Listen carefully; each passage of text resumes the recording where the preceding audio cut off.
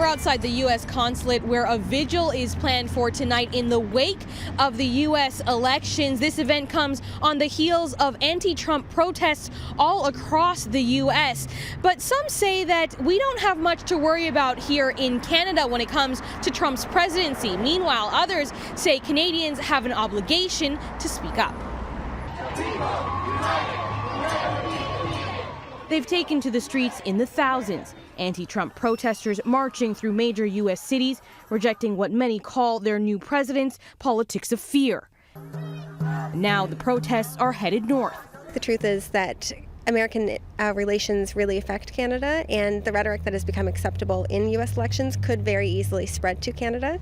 Kayla Perry is helping organize an anti-Trump rally next weekend. It's just one of at least 3 different events in Toronto, coming after a week filled with reports of hate-fueled incidents in the U.S. We need to make a show of support that this is not acceptable in the U.S. or here at home in Canada. An Angus Reid poll released Friday found that nearly 2/3 of Canadians surveyed were upset with the outcome of the U.S. election, and 70% said they were shocked that Donald Trump won.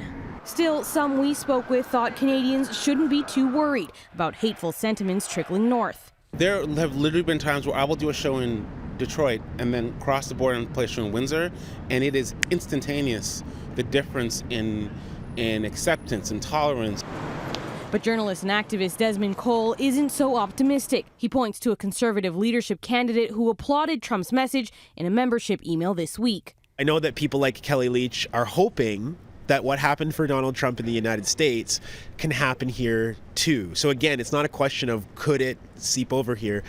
It is here in its own very Canadian way. He says politicians have an obligation to take a harsher stance against the new U.S. president's ideologies, including Canada's prime minister. He had no criticisms to offer. He had no commentary to offer about the way that this bigot ran his campaign.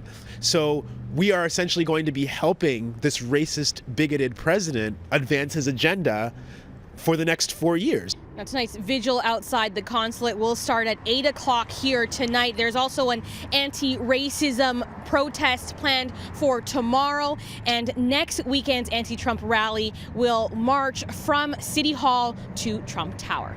Outside the U.S. consulate, Ginella Massa, City News.